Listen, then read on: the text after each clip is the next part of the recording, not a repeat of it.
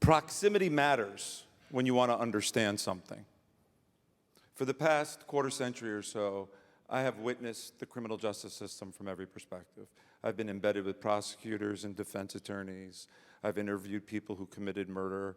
I've helped free innocent people. I spent 2 nights in a cell on death row in Angola with Lester Holt for a story we did. We did the first town hall at Sing Sing. I toured prisons in other countries. And I'm here to report back to you. We have an undeniable crisis on our hands. We have a pathological, ineffective, racist, punitive system called mass incarceration. And when people think about mass incarceration, they often think about the 2 million or so people, as we're all sitting here right now, that are locked in their cages. We rarely talk about the 4 million more additional people who are under court supervision. And for those 4 million people who have mothers and fathers and wives and husbands, and sisters and brothers and children, it affects them too. So we're talking about tens of millions of people. And that's what this is about, to talk about parole and probation. So please join me in welcoming our panelists. Don Scott is Virginia House of Delegates Speaker Designate and poised to become the first Black speaker in the 400-year history of the body. You're sitting there. The next one. That's my chair, sir. Veronica Cunningham is the Executive Director of the American Probation and Parole Association. Someone who I believe needs no introduction, Jessica Jackson, is the Chief Advocacy Officer for the Reform Alliance, and she led the drive to pass Georgia's 2018 First Step Act. Mysonne Lennon is an independent hip-hop artist and the founder of Raising Kings, a program for youth and adults inside prison themselves. And personally, I think he's a king himself. Just saying. Vinnies Schiraldi is the Secretary of the Maryland Department of Juvenile Services. He previously served as Commissioner of New York City's Department of Correction. Please welcome everyone. So let's just start. What I want to do is I want to start with you, Mysonne. I want to start with your lived experience. What does it mean? To just share with the audience your background a little bit and when you were on parole and what it meant for you and how it affected you. First of all, thank you for having me on this panel to give my story. I was a hip hop artist. In 1998, I was signed to Def Jam Records. Shortly after that, I was falsely convicted of a crime of robbery that I didn't commit, and I served 7 years in prison out of a 7 to 14-year sentence. Upon release, I had 7 years on parole. So when I got home trying to rebuild my career, and being on parole, it pretty much crippled me. I wasn't able to travel. I had a 7 o'clock curfew, and if you know hip hop, nothing starts till after 7 o'clock. I wasn't able to travel anywhere. I missed so many different concerts. I was closely aligned with the Rough Riders, and that's when DMX, he was like one of my mentors. And a lot of concerts and things they were doing, they were trying to get me to come out and join some of the shows, and the parole wouldn't allow me to travel. I remember it was a big concert that they had in LA one time, and I put in for a travel probably like a week in advance and thinking, why wouldn't they let me do it? They know that's, this is my career, and I'm trying to come home and do positive things, so why would you not allow me to do it? And they denied me.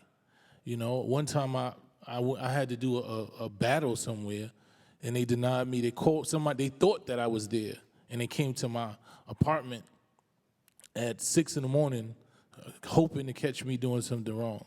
And that was regularly, 6 o'clock in the morning. I just came home and my mother was there. I was released to parole because you can't be released on parole by yourself. So I was staying in my mother's home, and 5 or 6 in the morning they would come knock on the door. She's jumping out of sleep, like, what's going on? These guys got badges. They're like, we looking for him, and they come into your room, and wherever your common area is, they're allowed to just search and go through all of your things. A lot of times they would show up to my apartment right before, like, curfew is at 7 o'clock. They'd be there at 6:58, hoping that I would be late. And I went through that a lot of times.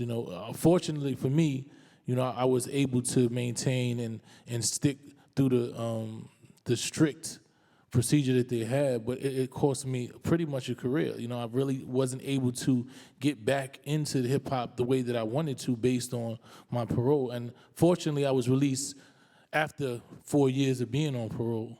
But doing those 4 years is damn near hell. So forget about the obvious question of why any of that would make sense. My question for you is, how did that make you feel? I mean, it made you feel like you were still incarcerated. Like, if you've been incarcerated, you understand that they pretty much take your dignity and take your manhood and take your freedom away from you. So when you're released, you want that freedom back. You want to feel, especially like a human being, like a man. And when they can still come and just invade your privacy and dictate every move you make and stop you from being able to feed your family, then it dehumanizes you. And it gives you a level of anger. And if you're not a strong individual, I know a lot of individuals who was like, man, forget that. I'm not. They're gonna have to catch you where they can, because I'm gonna go do what I gotta do.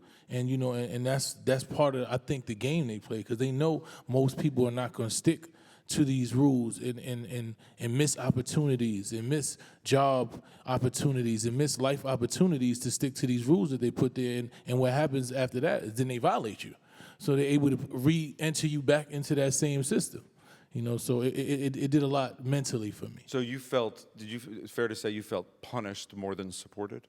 It's way more punitive than support. Yeah. Vinny, you have made a career working on these issues for 3 decades in both, you've worked with the city government, in academia, you have a new book out called Mass Supervision. No plug there, I'm just saying it just happens to be coming out now.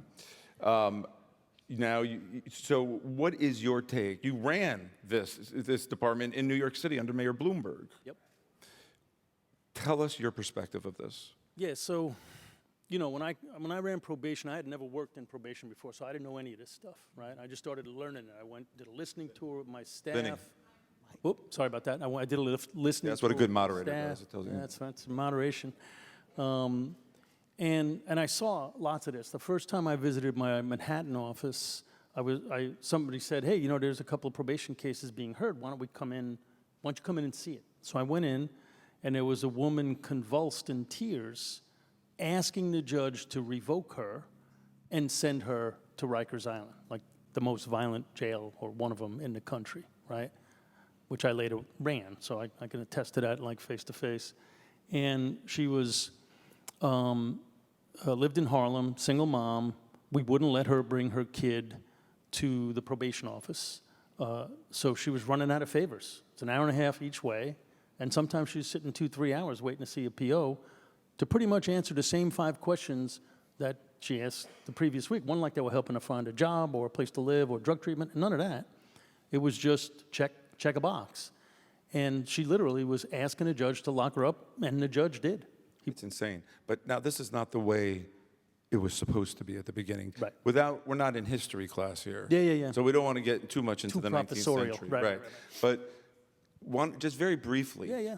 the birth of probation and Right. parole, what was it supposed to be? Right, so this starts all as a voluntary, friendly visiting program to help rehabilitate people. Probation at the front end, literally, guy in a temperance movement, John Augustus, a bootmaker, starts going to court and bailing people out and supervising them and returning them to the court, and the judge would release them instead of locking them up. Parole on the other end, you get out early if you've played by the rules while you were locked up and you did some programs, and volunteers will support you when you come home. That's the way it all started. In a system that was based in rehabilitation, at least reportedly, right? Penitentiaries were there for penitence. They weren't for punishment, literally, at the beginning. And whether they ever delivered on that or not, That's the basis of our system up until 1972. Right? In 1972, we launch the war on drugs and the beginning of mass incarceration, and the prison population and the probation populations and parole go up every single year until 2008. And when I say go up, they go up eightfold. So then we end up supervising more people and imprisoning more people than any country on the face of the earth in the history of the world. So it started as a charity, Right. right? And ends up as this punishment system. That's right. And there's a quote in your book that I read 3/4 of, by the way. From 1972, I just didn't have time to read the rest. Not that it wasn't good, I'm just saying. From 1972, about what the thought process was in the White House at that time. You want to just read that one quote? Yeah, sure. That's from John Ehrlichman, right? Right. President Nixon's assistant for domestic affairs, so very high-ranking person, right? The Nixon campaign in 1968 and the Nixon White House after that had two enemies, the anti-war left and black people. You understand what I'm saying? We knew we couldn't make it illegal to be either against the war or black, but by getting the public to associate the hippies with marijuana and blacks with heroin, and then criminalizing both heavily, we could disrupt those communities. We could arrest their leaders, raid their homes, break up their meetings, and vilify them night after night on the evening news. Did we know we were lying about the drugs? Of course we did. Well, you know what? They actually succeeded in their mission, didn't they? So what is your opinion, given everything that you have now seen, the historical research you have done, what should happen now? Well, what happens at that moment is the whole field pivots, right? If you run a prison and punishment is what this is about, you're fine. You're not worried about your market share. If you're on probation and parole and it's only based on rehabilitation, and the country thinks rehabilitation is dead, what do you got? And so we all pivot. We all start to do stupid stuff, like tell you gotta be home at 7 o'clock at night, as if that matters. We become extraordinarily risk averse. We pile conditions on people, and we develop a hair trigger back to incarceration. So should we tear it down? So I think we need to do one of two things. Either we need to roll it way back, reduce it, eliminate technical violations, and make it a more helping function. Or I think we should at least experiment with, on some occasions, just eliminating it, just doing without it and seeing what happens. The research does not show that the stupid stuff that they did to you makes any damn difference on the two things we care about, rehabilitation or public safety. They are not associated. Those things are not associated with rehabilitation and public safety. Counter. I think it actually Absolutely. counters. Absolutely. Veronica, you oversee an association that represents 90,000, is that right? 90,000 parole and probation officers to supervise more than 4 million people. Do you agree with Vinny that it should be torn down or eliminated or greatly scaled back? Vinny and I had our fist fight backstage there. I agree with the first option, roll it back, let's get back to what it was intended to do. I absolutely do not believe you abolish it. And I come from this, a lot of different perspectives, just like John Q. Citizen. I'm a citizen, so I believe that there are processes and systems that should be in place. I also come from it from a person who has family members and friends who found themselves on the wrong side of the justice system. I come from it as a victim myself of a crime, and I also come from this particular perspective because I've worked in the probation system for 45 years, for probation, parole, and pretrial. I know I look like I'm 99, but I only worked there for 45 years. So I absolutely think that the system has failed us, all of us. But I absolutely believe that people who are released on probation and parole, 9 times out of 10, they need some type of support. When my brother was released from prison, he walked into prison a really cool, calm person.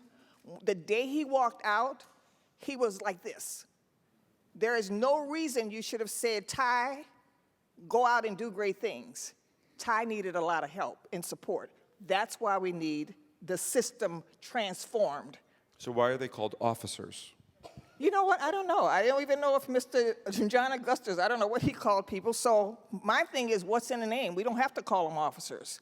But we need people who are going to support and provide guidance to individuals when they're released. How do you respond to these things that happen, as Mysonne said, or my friend J.J. Velasquez, right, who's clearly innocent, for those of you who have listened to Letters from Sing Sing, which I assume is every single person in this audience. Just kidding. He was clearly innocent. The President of the United States apologized to him in person in the White House, and he needed a pass from his parole officer to go to Washington to get that apology. Why does that make sense? It doesn't. And one of the things you will never hear me do is make excuses for the people who work in the system who don't do the right thing. I will never do that. What you went through makes absolutely no sense. We were talking a little bit backstage, and I was sharing a very similar situation where a PO didn't give a person a travel permit. I intervened, and the next day it wasn't a nice day for that PO. I just say that. So so to speak, you're what we call, let's just use an analogy, a good apple, right? And if you think about this thing as a tree, an apple tree, and there's a lot of succulent apples, and then there's these rotten apples on the tree. Is it not the rotten apples? Isn't the problem the tree? Ooh, I like that. I'm out of here. I mean, isn't that the issue? Yeah, I mean, it's listen, and I don't want to minimize what we're talking about here because it's very important. We're talking about human dignity, but every system we have is broken. But you don't throw the system out. You try to fix the system. And I would say to you, again, because I've done this work for so long, when I started, the mentality was more law enforcement. Lock them up, let's catch them. I would submit to you today that I believe the pendulum has shifted, that more of us believe in second chances and human dignity and supporting people and giving them direction and helping them to find the right resources.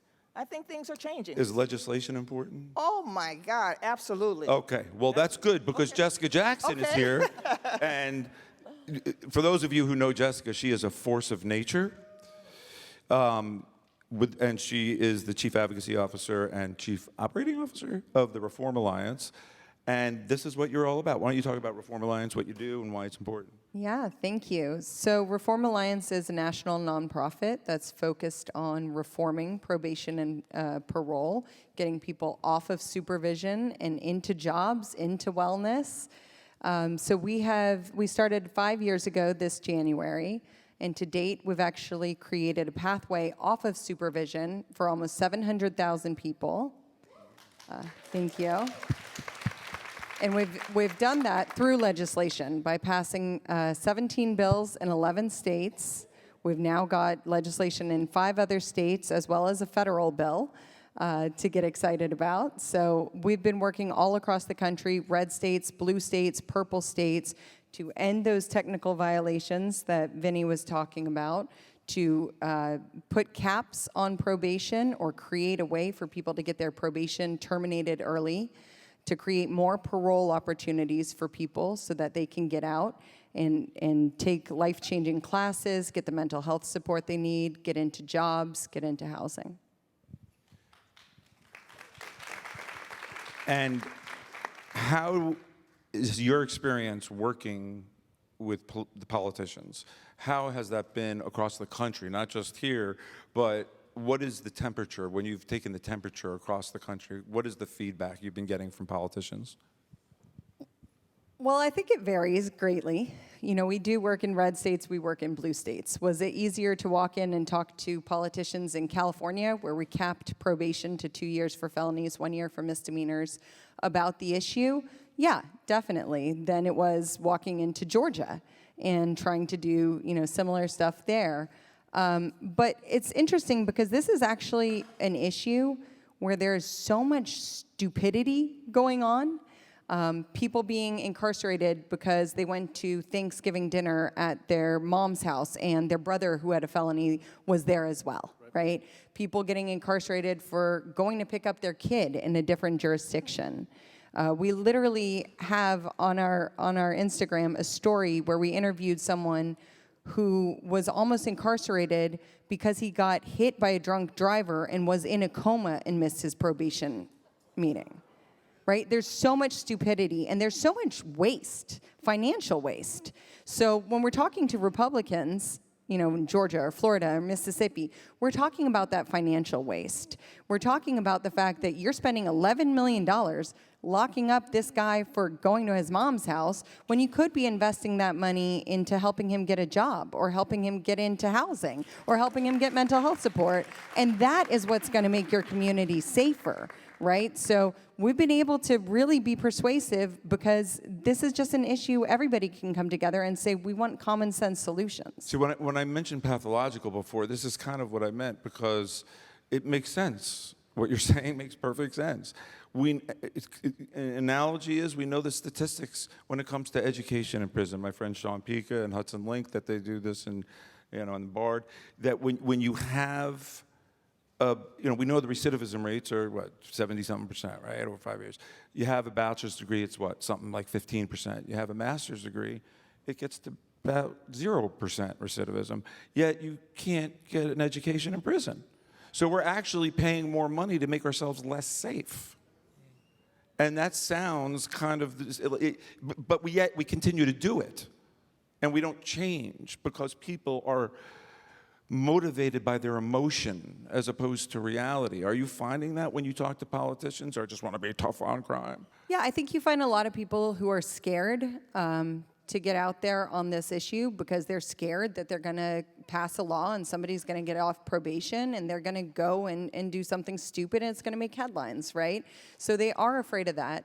Luckily, we've been able to find some really courageous politicians to work with, like Don Scott here, that are able to get that conversation going. And I think the best part of what we're doing is that the data is on our side, right? Because we know that when you actually invest in people instead of investing in probation or parole, the communities are safer. They're less likely to recidivate.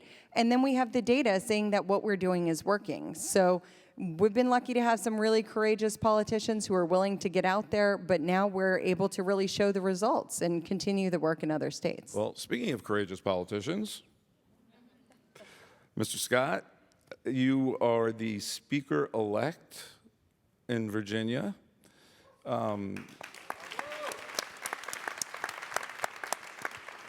What have you done in Virginia to help with this issue? Well, when I first, I ran in 2019. And when I was running, I ran on criminal justice reform because, as one of my main issues, because I just see how unfair the system is. You can't be black in America and be where I'm from and not see the injustice every day. And so that was the thing that I ran on. I was running on criminal justice reform at that time. And at the beginning, it was difficult, but then George Floyd happened. And everybody started really paying attention. And as always in America, when we make these great strides, there's always a backlash. We made great strides, and now we're in the midst of the backlash, and we need to fight to continue those transformations that we made and that progress that we've made. And that means sustained, unemotional, intelligent engagement at all times. And I think sometimes we get this pushback, and we're not fighting. So at that time, I had introduced a bill to increase the earned sentence credits that people would earn if they were doing everything right in prison, which is what we say we want people to do. Substance abuse treatment, deal with training, technical education, GED, college. If they're doing all of that, they should get more time off. In Virginia, it was 4.5 days for 30 days. We were able to increase that to 15 days for every 30 days, which is huge. And then we began to work with folks like Reform Alliance. It's amazing how important it is that we have some of our celebrities that have gone through these issues, that see this in their own lives. I was sitting around with my wife, hey baby, on Christmas Hey, Eve, baby. and somebody tweeted out, I think it was Justice for It, another organization, tweeted out saying we need to do something about probation reform, and I think they added Meek Mill on Twitter. And then I retweeted, I'm sending something out. And I'm sitting on my couch, and all of a sudden I'm getting like 1 million notifications because Meek Mill has retweeted, let's do it. That has impact. Everything that we do is politics, and I think people forget how important it is that we stay engaged in politics. People say, I don't like politics, I don't like politicians. I didn't either. But everything you do, every time you purchase something, is politics. Your tax dollars are being used to make decisions, whether you want to be in that decision or not. And I think we have to be engaged. So working with reform, we were able to get a bill together to reform how we did probation. So we reduced, in Virginia, you had lifetime, they called it indefinite supervision. I was like, what the hell is that? I'm sitting in court, I'm a lawyer, sitting in court, and I was like, indefinite supervision? Like, dude, get a 3-year sentence, and then on the back end, it's indefinite supervision. Like, who does that? So when you said, like, why do they call it officers? It's about authority. It's about power. And some people, that's the only power they have in their whole life, is to try to control somebody else. And so they abuse that power. And so I think you got to have a new mindset. You got to get people that really empathize, that really can relate to people. And if they don't, if they can't do that, it can't just be about enforcement. And I think right now we switched it where it's all about enforcement and punishing people, turning a 2-year, 3-year, 4-year, 5-year, 10-year, 20-year sentence into a life sentence because we want to keep them. I have a question for you, another one, but before I go on, you mentioned Meek Mill. It sparked a thought. I happened to be in the helicopter with him when he got out. We did an hour on it, and it made me think about why we're here today. And if it wasn't for Desiree Perez, if it wasn't for Danya Diaz, Jordan, Candy, the Team Rock, the Rock Nation team, I just wanted to take a moment to say that. It just sparked that thought because, Des gets embarrassed when I say this to her, but the truth is that when you drop a pebble in a pond and you create an event like this, conversations happen. And people go home and they talk about it and they think about it. Connections are formed. And that's how you change the world. So I'm very, very grateful that you did this for everyone. My question to you was about Virginia. Is not Massachusetts. Virginia's the South, right? The dirty. So how has it been dealing with your colleagues? Well, Virginia is the home place, the birthplace of the Confederacy, capital of Confederacy. There's a reason I'm the first black speaker. Next year will be 405 years, the oldest continuous democracy in the Western Hemisphere. And so we have issues, but I'm one of those optimistic people. I'm a realistic optimist, if that's such a thing. I believe that you have to focus on what you can change and stay sustained on that. I would love to do what you do, tear the whole thing down and start over, but I'm a realist. So we have to stay focused on what we can continue to change. And so in Virginia, we were able to do that. And if you Google this right now, you look at the Bureau of Justice Statistics, Virginia led the nation in the reduction of incarceration in 2021 and 2022. Because of those bills, because we have less people on probation and parole. Imagine we had 60,000 people being managed by probation and parole in Virginia. That's crazy. Like, you're setting people up to fail. I know this for a fact, exactly what you said. Somebody left to go to a job, and or somebody didn't get a job, and the failure to get a job can get you violated. That's nuts. So those are the things that we've been able to do, and we have more work to do as America does.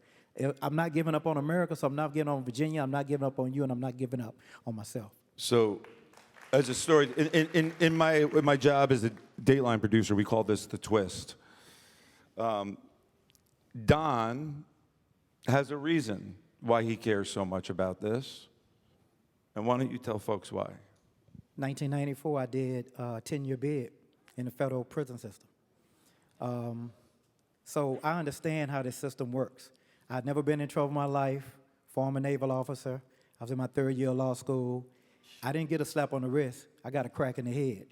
And so I understand what this system can do to people and how it can break you down. I understand the type of, you talked about trying to take your dignity away. I understand that how strong you have to be to survive that system. I don't know how anybody who's come out of prison doesn't have PTSD. Prisons create more problems than they correct. And so the more we can do to keep people out of that system and in our communities being supported, the better off this country will be. That's not something I'm making up. That's data. That's supported by data. And so we got to have more intelligent conversations. And what's happened is we have allowed people to scare the hell out of everybody. This mantra keep running in my head. Y'all know I'm a big Jigga fan. The industry is shady and need to be taken over. And so that's what this industry is, and they feed and eat off black and brown bodies. And we need to understand that so we continue to not put ourselves in those positions. And one of the things we have to do is we got to be politically engaged. I hate to say it, but a lot of our communities, we just naive about politics. This politics game, that's it. I mean, there are countries that go to war because negotiations and politics broke down. That's what it was. It's politics. It could be violent. And that's not what we're doing right now. We have the opportunity to make real change in the political arena. I know everybody says we're all the same. Democrats, Republicans, I beg to differ. And I would ask that you intelligently take a look at it, and you'll probably beg to differ as well.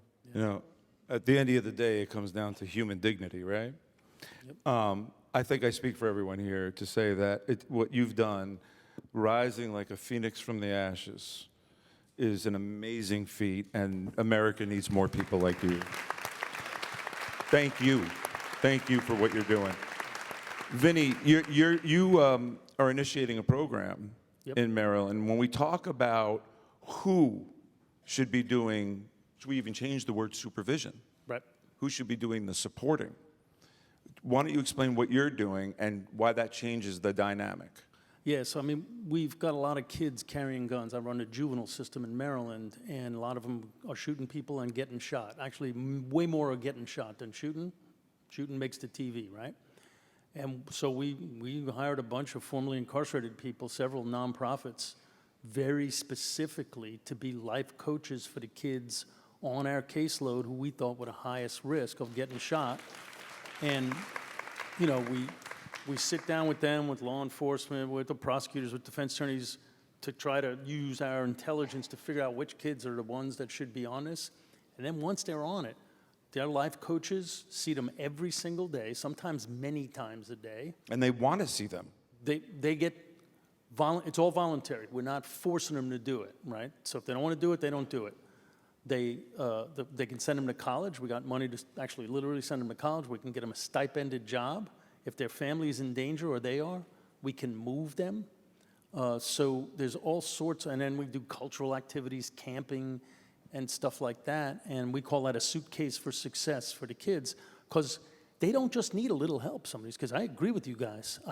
I don't know that the government should be involved in this. We are, and so we should try to reform that while we are. If a governor comes to you and says, I'm willing to try it, or a judge, or some of these progressive prosecutors I see stalking around here wanted to say, hey, I'm not putting anybody on misdemeanor probation anymore. I want to see how that goes. But it's not just go forth and sin no more, though. Folks need help. There's drug issues out there. There's gun issues. There's mental health issues. People need help finding jobs and housing. We've got people on probation. I met one guy, he couldn't live with his mother because somebody in there, she had a bedroom for him. Somebody in their house had a felony conviction. His PO wouldn't let him go home. And so maybe that's fixable. I have my doubts. I'd love to just at least try another model, and I'm sort of doing that with the kids on my case. And the $2 can of beer? Oh, this is private probation down in Alabama. And I want to talk about private probation. Yeah, Talk about so how this, that works. So this guy, well, yeah, I mean, some states, the state pays for felony probation, the county pays for misdemeanor probation. So guys like me, former commissioners, will go to a county, Giles County, Tennessee, for example, and say, we can do probation for you for free. You don't have to pay for it, county execs anymore, which, you know, most politicians are pretty happy about, because we're going to charge the guys on probation. And so now this guy, Thomas Barrett, is a pharmacist. He gets addicted to drugs. He loses his job. He loses his family. And he steals a $2 can of beer from a grocery store. And they fine him $100. He can't pay the fine. So they put him on probation. They put him on private probation to collect the money, $39 a month, right, which he doesn't have, plus electronic monitoring fees, plus fees for urine testing. Finally, the fees stack up to $1,000. And I remember he stole a $2 can of beer. And he says, I surrender. He was selling his blood to pay it, and he just didn't have literally enough blood to pay it.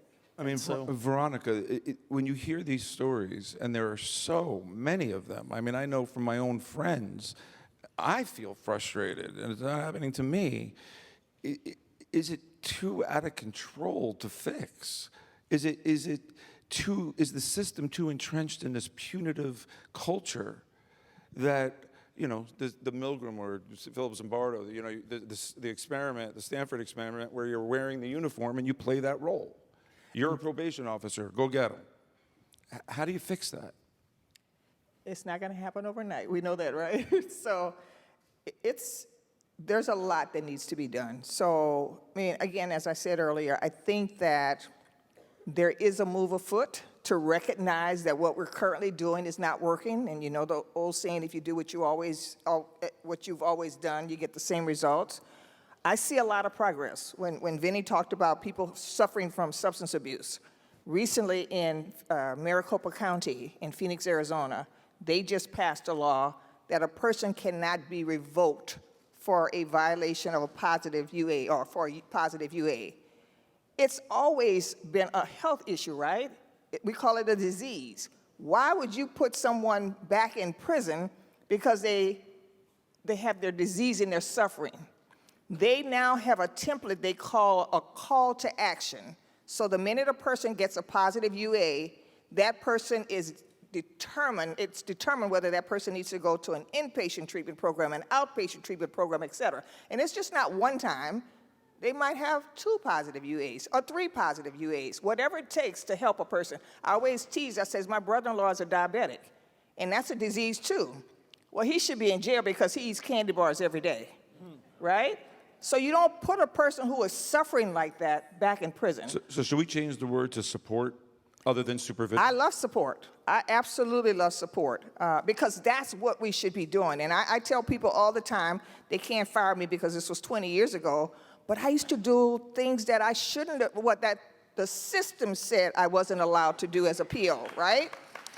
I took a person who was overdosing on drugs. I dragged him into my car, and I took him to get help. I gave a person bus tokens because he had just gotten a job, and he wasn't going to get paid until 2 weeks into the job. I'm like, well, how are you going to get to work? That's 5 miles. He said, I don't know. I bought bus tokens and gave it to him. That's what we should be doing as POs or support officers or support people or whatever you want to call us. We need to give people guidance and direction. And we keep saying human dignity. That's what it's all about, because I promise you, a PO who is not doing the right thing, if that was that person's son or daughter sitting before someone else and they talked like that to them or mistreated them, they would not like it. Well, you know what? You're a good apple. You need to build a new tree. Okay? Jessica, this audience and people watching hear all of these stories, and everyone's like, what can I do? What can I do?